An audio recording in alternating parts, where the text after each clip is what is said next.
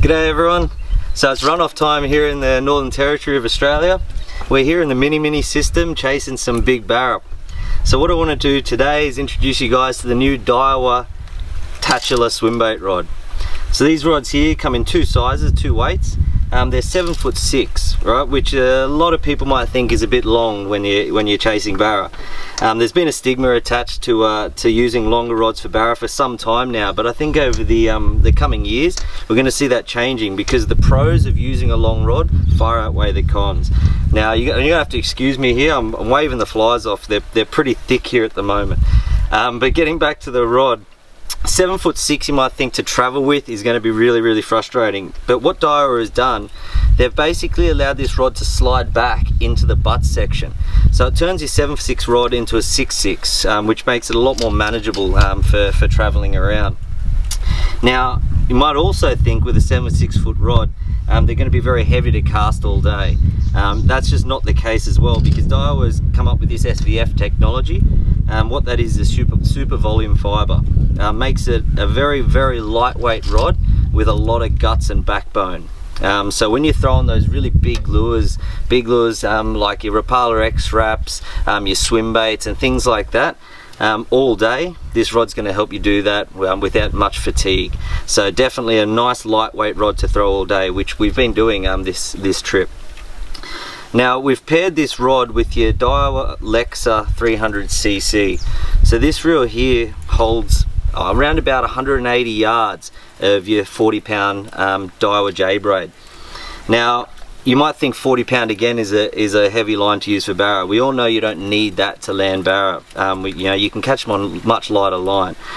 But what this heavier braid lets you do is throw those really big heavy lures without the fear of busting them off should you get a wind knot or a backlash, which we're all susceptible to at times. Right, now using a long rod in tight country, which we're in right now, again people might think using a long rod in tight country is going to be a problem. It's actually quite the contrary.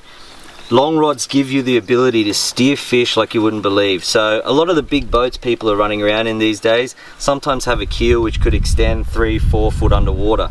With your 6 foot rods, even your 5'6", 5'8" to 6 foot rods, you're going to find it really difficult when that fish bolts under the side of the boat, because sometimes you can't even touch the water, let alone stick your rod under the boat.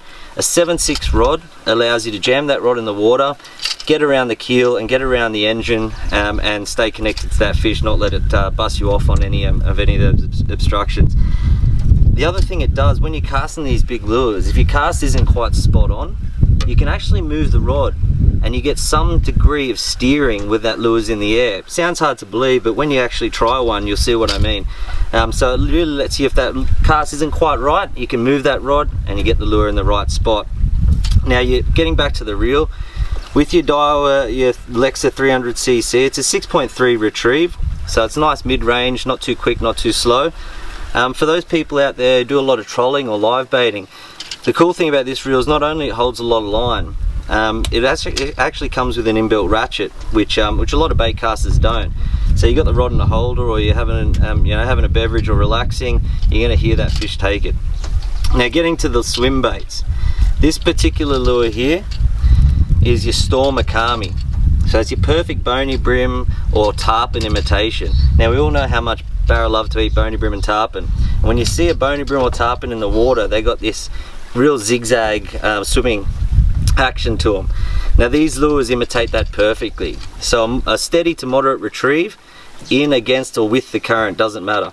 These lures are going to get a nice wide S action. So you don't need to twitch the rod or anything like that.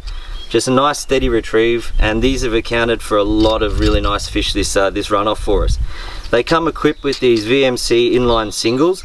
They are a heavy gauge, so when you get these nice long heavy rods, they've got the backbone so you can set that hook.